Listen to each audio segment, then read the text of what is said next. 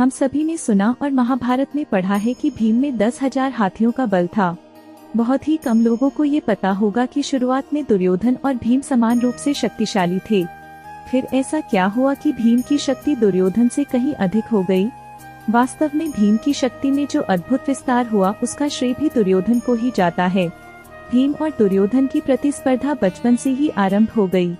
यही कारण था कि भीम बचपन में दुर्योधन सहित सभी कौरवों को परास्त कर दिया करते थे।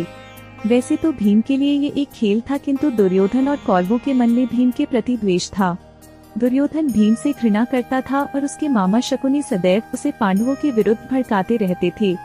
परंतु दोनों जानते थे कि पांडवों का वास्तविक बल भीम ही है और यदि भीम न रहे तो बाकी भाइयों से निपटना उनके लिए बड़ा आसान होगा। इसीलिए दुर्योधन के मन में भीम को मारने का विचार आया। भूख सदा से भीम की दुर्बलता थी। इसी का लाभ उठाते हुए शकुनी के सुझाव पर दुर्योधन ने भीम को विष मिला हुआ खीर खिला दिया। उस विष से भीम अचेत हो गए और तब दुर्योधन और शकुनी ने भीम को गंगा में फेंक दिया। भीम गंगा के तल तक पहुंच गए जहां नागों का निवास था। नागों ने भीम को यूं पड़ा पाया तो उसे काट लिया। इस प्रकार नागों के विष ने भीम के शरीर के विष का शमन कर दिया और वे होश में आ गए। फिर क्या भीम ने वहां नागों को मारना आरंभ किया। इससे डरकर नाग भागकर नागराज वासुकी के पास पहुँचे।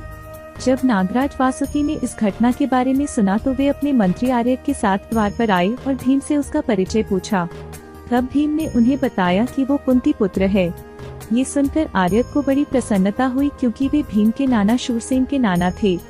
भीम की वीरता से वासुकी इतने प्रसन्न हुए कि वे भीम को सोमरस के एक कुंड के पास ले गए। उन्होंने कहा कि इस कुंड में 1000 हाथियों का बल है, तुम इसमें से जितना सोमरस पी सको पी लो। किंतु नागराज वासुकी को भीम की क्षुधा के बारे में पता नहीं था।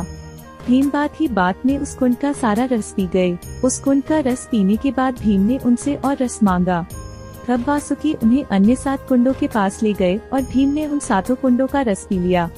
इस प्रकार 8 कुंडों का रस पीकर भीम सो गए और लगातार 8 दिनों तक सोते रहे। जब 8वें दिन वे उठे तो उन्हें अपनी माता और भाइयों की याद आई और फिर वे नागराज वासुकी और अपने नाना के नाना आर्यक से आज्ञा और आशीर्वाद लेकर लौट आए। भीम को वापस आया देखकर सभी बड़े प्रसन्न हुए। भीम ने कुंती और विदुर को सारी बात बताई और ये बताया कि किस प्रकार नागलोक के दिव्य रस के 8 कुंड पीने से उनकी शक्ति कई गुना बढ़ गई है। ऐसा कहा जाता है कि दुर्योधन सदा से ये जानता था कि वो शक्ति में भीम के आगे नहीं टिक सकता। इसी कारण उसने बचपन से ही अपने गदायुद्ध के कौशल पर विशेष ध्यान दिया। इसके अतिरिक्त उसे बलराम जैसे गुरु भी मिले जिन्होंने उसे गदायुद्ध में पारंगत कर दिया। किंतु फिर भी अधर्म के पक्ष में होने के कारण अंततः भीम के हाथों उसकी मृत्यु हुई। तो आनंद लीजिए भक्ति की अमृत धारा का और जुड़िए दिव्य सुधा के साथ और हमारे चैनल को सब्सक्राइब करना ना भूले।